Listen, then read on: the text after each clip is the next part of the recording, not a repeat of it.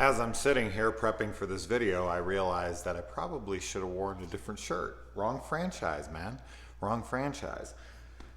But today is a big day for the Friday the 13th franchise. Not only did Vincent DeSantis' new film, Never Hike in the Snow, drop, but also, in addition to that, we also got this bad boy today. I know a lot of other people got it. Yeah, like 2 or 3 days ago, or maybe even almost a week ago now at this point. But that was the people who ordered from Scream Factory. I did not. I ordered from Amazon, and Amazon shipped it here today. But we're not here to talk about these beauties here. We are here to talk about Vincent's new film, Never Hike in the Snow. Now, if you're not familiar with Never Hike Alone, it is a Friday the 13th fan film, obviously, and it got a lot of attention, a lot of praise, and so that kind of greenlit him to do another one. And I think that this is supposed to be a web series, so I've been hearing. The way that this one leaves off definitely is meant to have more to it. So I think we're supposed to get 3 more. Please correct me if I am wrong on that, but I'm pretty sure that's accurate. But yeah, so I got to watch this. I did not get to watch this at its premiere because I had to do something really quick, and when I came back, it had already started. I thought it just dropped at 6, but it started at 6, and it wasn't until it was over that you could then play it, at your leisure, at your discretion. So I was like 30 minutes behind. I was a little pissed off. So this film's about 30 minutes long. Now, the first one, I liked a good deal. For a fan film, it was definitely probably the best fan film I'd ever seen. And because I have talked to Vince and I've met him in person, I spent actually a good amount of time with him on the night that I met him.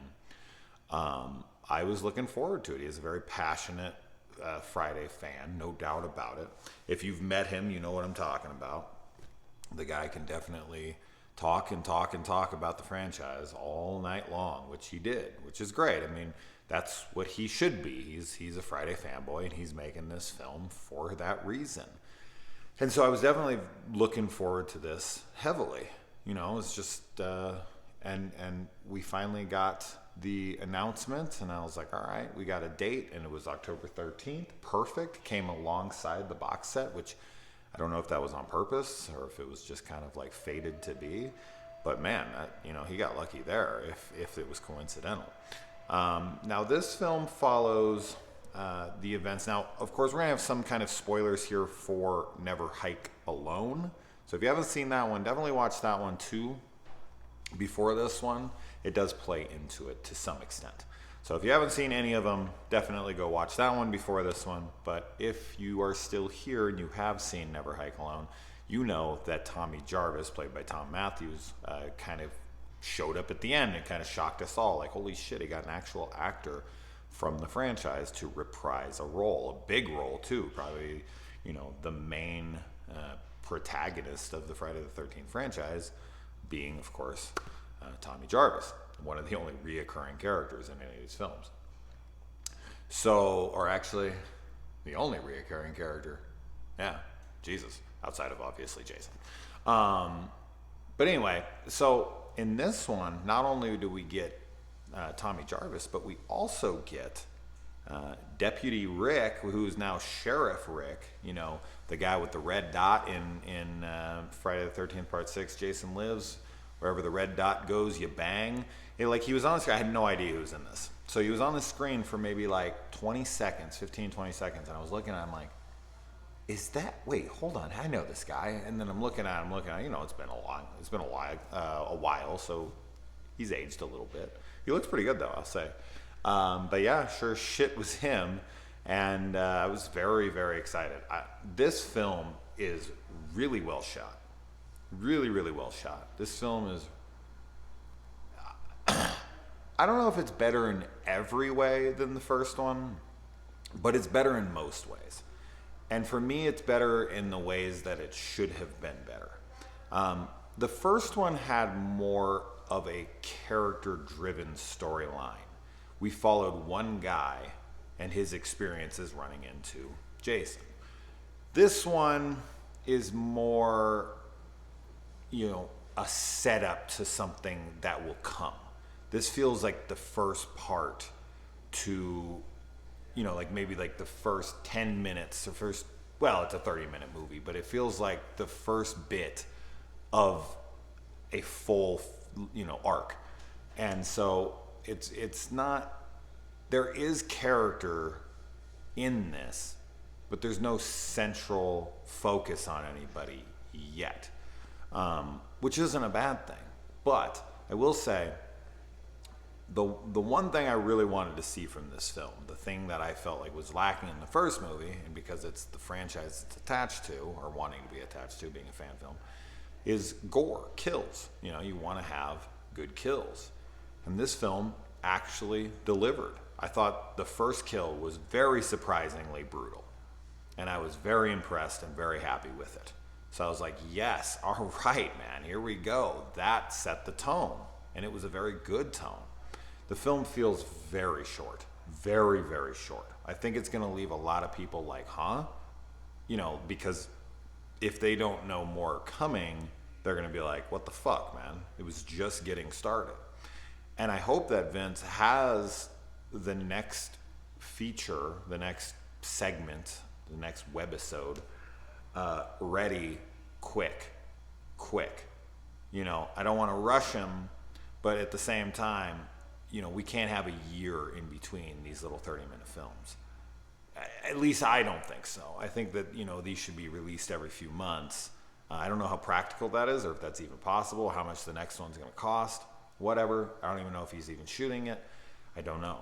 But when it ended, it very much feels like abrupt, and you're like, oh, okay, that's where we're ending things. Wow, okay, we're definitely meaning to have more here, and we're going to need more. And I think we should get more, because this is very good. This is very good. I think this is definitely better than Never Hike Alone. The acting in this is all pretty good.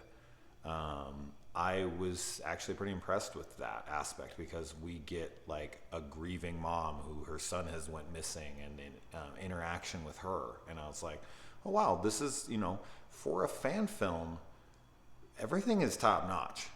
For a fan film, I mean, shit, this looks better than probably half the lower budget films that I watch, legitimately.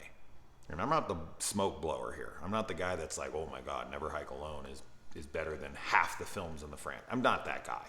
That's just not me. I actually, in my review for that one, I was like, guys, come on, settle down. It's a fucking fan film. Let's not blow this thing too hard.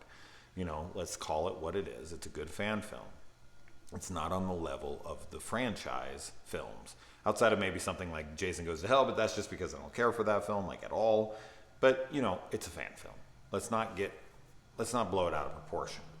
But I honestly have to say, I think this one is considerably better than the first one for me. Just the way that it's shot, the kills, the characters, the setup, all of that stuff, the cliffhanger to where this is going to lead, all of that. Now, the first one has a better end reveal, the surprise of the Tom Matthews cameo. So you get that kind of like, holy shit, maybe they should have saved Sheriff Rick here for the ending, but I don't think so. I like that he's at the forefront. I like that he's like the main character of this. Now, Tom Matthews plays a very minor role in this, very, very minor, and I would assume that he will be playing a much bigger role as this continues, of course. But for now, if you're expecting to see a bunch of Tom Matthews, since he's like top billed, he is barely in this at all. Now, I don't think that's a negative because of how I figure this is going to play out. So as long as he's delivered more in the future, I'm fine with it. But as of right now, I was a little disappointed in how little he's in it, but I get it. But yeah, man, it was remarkably well shot. I think that was my biggest takeaway with this film, and the kills I thought were damn good.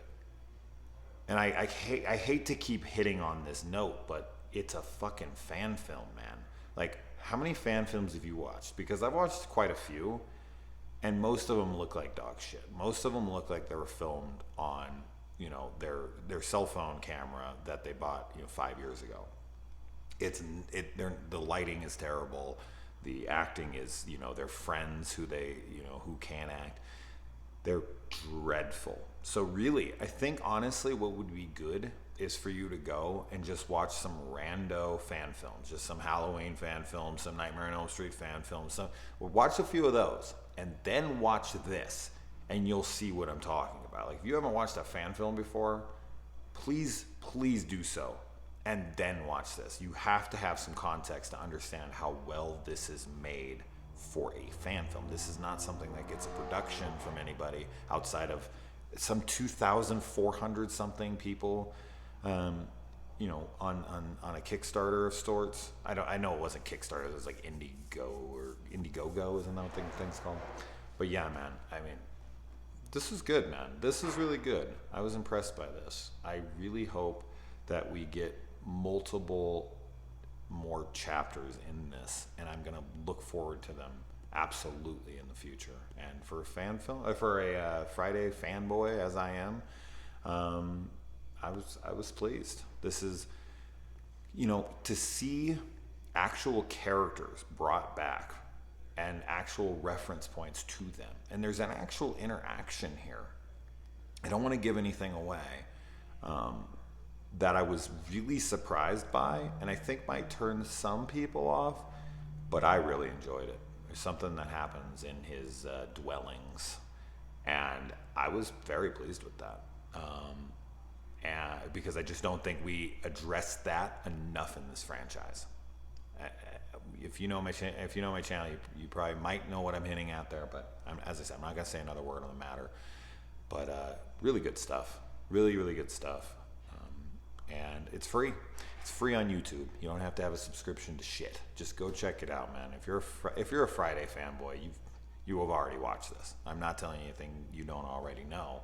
But if you're on the fence and you're like, I don't know. I mean, is this catered to just Friday fanboys?